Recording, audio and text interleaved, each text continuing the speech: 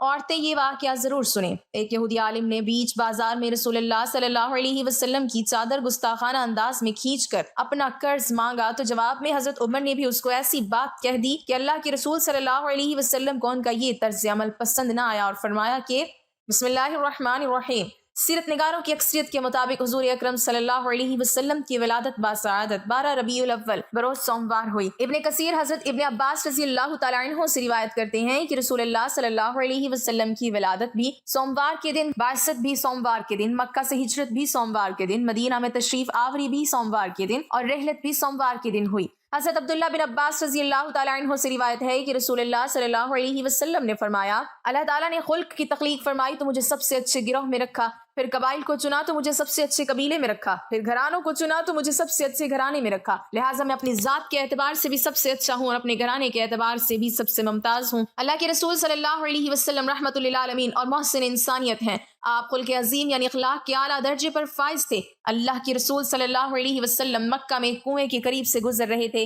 آپ صلی اللہ علیہ وسلم نے ایک بوڑھی عورت کو دیکھا جو پانی کا مٹکا اپنے سر پر اٹھانے کی کوشش کر رہی تھی مگر بڑھاپے کی وجہ سے اٹھایا نہیں جا رہا تھا۔ آپ صلی اللہ علیہ وسلم نے پانی کا مٹکا اپنے سر پر اٹھا لیا اور بوڑھی مائی کی گھر کے دروازے کے سامنے رکھ دیا۔ بوڑھی مائی نے کہا، بیٹا بہت شکریہ، آپ صلی اللہ علیہ وسلم میرا سہارا بنے۔ میرے پاس کوئی کھجور، روٹی کا ٹکڑا اور سکہ نہیں کہ میں آپ صلی اللہ علیہ وسلم کو صلہ کے طور پر دے سکوں، مگر بیٹا میں آپ صلی اللہ علیہ وسلم کو ایک نصیحت کرتی ہوں کہ مکہ میں محمد صلی اللہ علیہ وسلم نام کا ایک شخص نوجوانوں کو گمراہ کر رہا ہے، ان کو آباء و اجداد کے دین سے ہٹا رہا ہے، بیٹا اس کی باتوں میں نہ آنا۔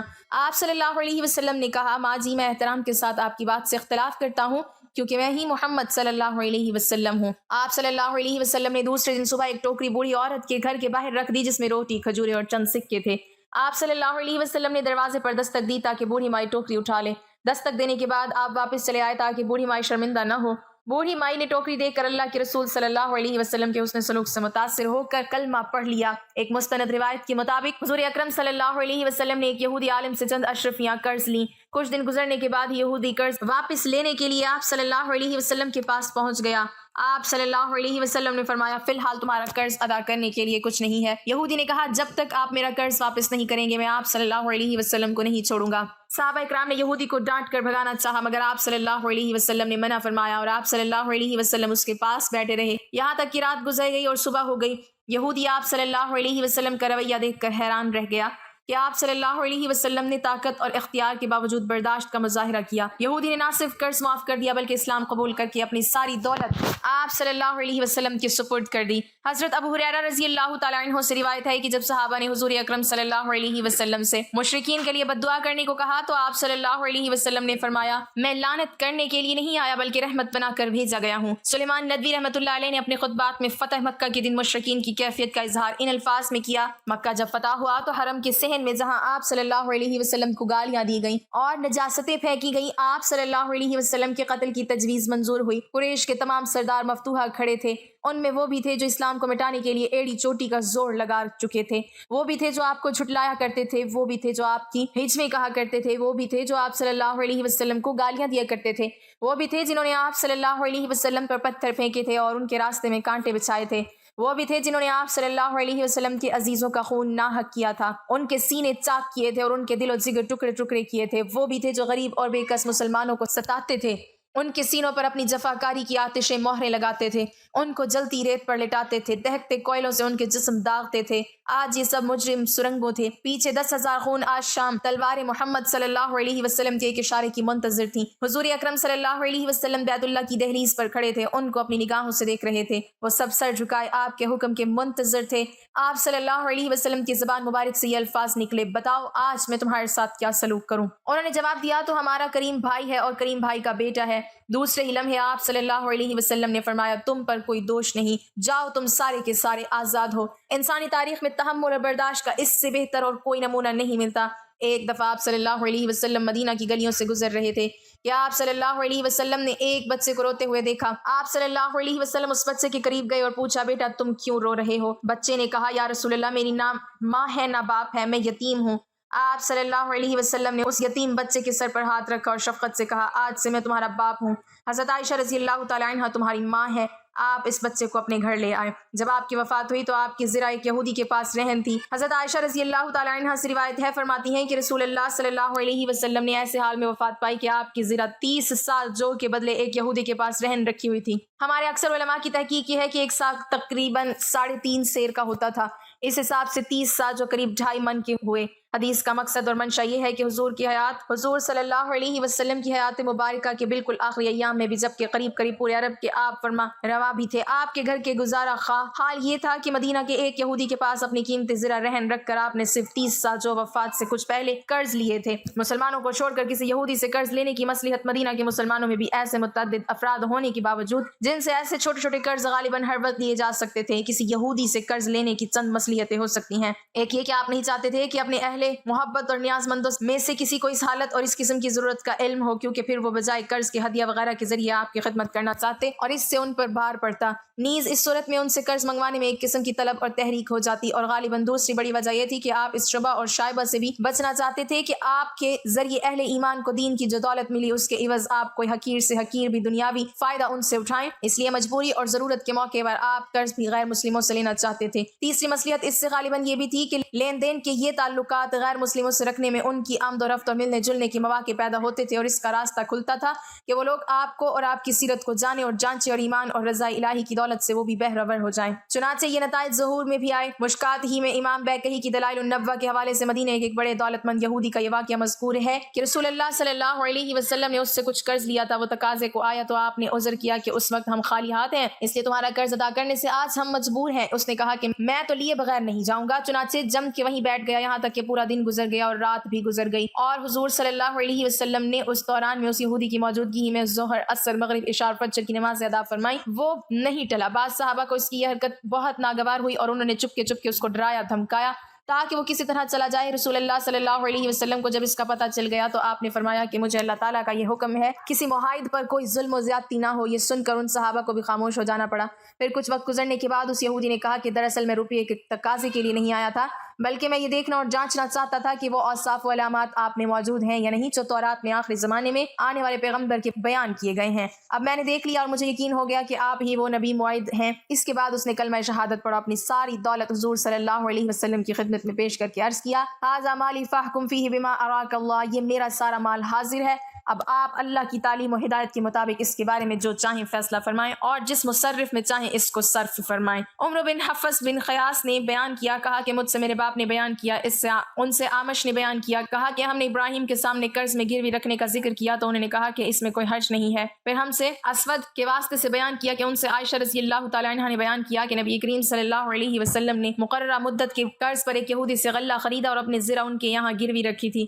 مقصد باب یہ ہے کہ غلہ بوقت ضرورت ادھار بھی خریدا جا سکتا ہے اور ضرورت لاحق ہو تو اس کے قرض کے سلسلے میں اپنی کسی بھی چیز کو گروی رکھنا بھی جائز ہے، اور یہ بھی ثابت ہوا کہ اس قسم کے دنیاوی معاملات غیر مسلموں سے بھی کیے جا سکتے ہیں۔ زید بن ثانہ اسلام قبول کرنے سے پہلے ایک یہودی عالم تھا، اس نے تورات شریف میں آپ صلی اللہ علیہ وسلم کی صفات پڑھ رکھی تھیں، حق کا متلاشی تھا، نبی کریم صلی اللہ علیہ وسلم کی صداقت کی تمام علامات اس پر واضح ہو چکی تھیں، صرف 2 صفتیں ایسی تھیں جن کی وہ تصدیق کرنا چاہتا تھا، ایک یہ کہ آپ صلی اللہ علیہ وسلم کا تحمل آپ صلی اللہ علیہ وسلم کے غصہ پر غالب ہوگا، دوسری صفت ان سے شدید جہالت کے سلوک کے باوجود ان کے علم میں اضافہ ہی ہوتا چلا جائے گا۔ یہ دونوں صفات مکارم اخلاق کے لحاظ سے نہایت بلندی آیا ہیں، بھلا ایسا کون ہے جس سے بدتمیزی کی جائے اور وہ اس کے جواب میں اچھا سلوک کرے۔ زید بن ثانہ مختلف بہانوں سے آپ صلی اللہ علیہ وسلم کی مجالس میں آتا تھا، ملاقات کرتا تھا اور مذکورہ صفات کو آپ صلی اللہ علیہ وسلم کی ذات گرامی میں دیکھنے کے لیے بےتاب رہتا تھا۔ تھوڑے ہی دن گزرے تھے کہ اسے یہ موقع میسر آ گیا۔ زید کے اپنے الفاظ یہ ہیں، میں آپ صلی اللہ علیہ وسلم کی مجلس میں تھا، ایک اعرابی آیا، اس نے عرض کیا، یا رسول اللہ، میرے علاقے کے کچھ لوگ مسلمان ہوئے تھے،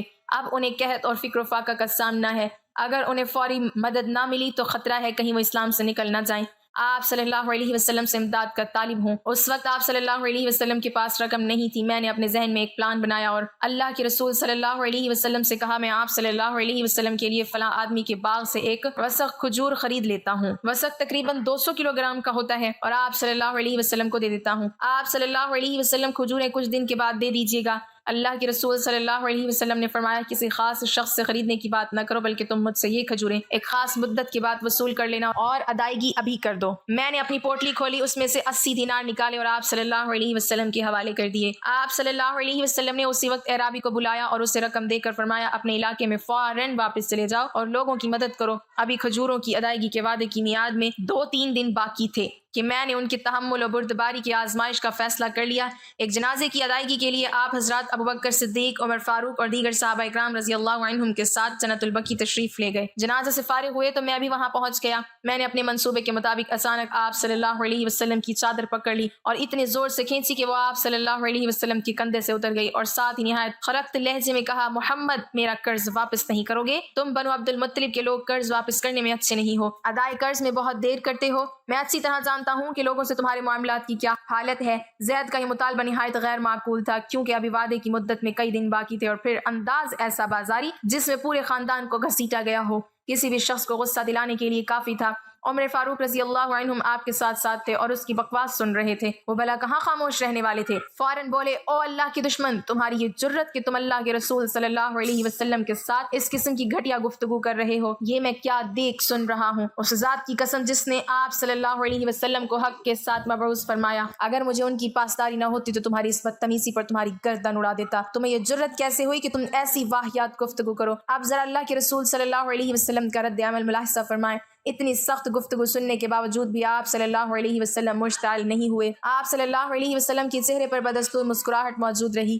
آپ صلی اللہ علیہ وسلم نے عمر فاروق کو مخاطب کیا اور فرمایا، عمر ایسی بات نہ کرو بلکہ تمہیں چاہیے تھا کہ تم مجھ سے یہ کہتے کہ میں اس کا قرض خوش اسلوبی سے ادا کروں اور اسے یہ سمجھاتے کہ میاں قرض کا تقاضا بھلے طریقے سے کرو۔ پھر حکم دیا، عمر جاؤ اور اس کا قرض واپس کرو، اور ہاں چونکہ تم نے اسے ڈرایا دھمکایا ہے اس لیے اسے 20 سا تقریباً 50 کلو کھجوریں زیادہ ادا کرو۔ زید بن ثانہ نہایت توجہ سے یہ گفتگو سن رہا تھا اور حیران تھا کہ اس قدر اشتعال انگیز گفتگو کے باوجود بھی آپ صلی اللہ علیہ وسلم حسب سابق تبسم کنا ہیں۔ بلا شبہ آپ صلی اللہ علیہ وسلم کا حلم آپ کے غصے پر سبقت لے گیا۔ زید کہتے ہیں کہ عمر فاروق مجھے ساتھ لے کر بیت المال گئے، میرا قرض واپس کیا اور حسب ہدایت 20 سا کھجوریں دیں اور پوچھا، تم ہی بتاؤ تم کون ہو؟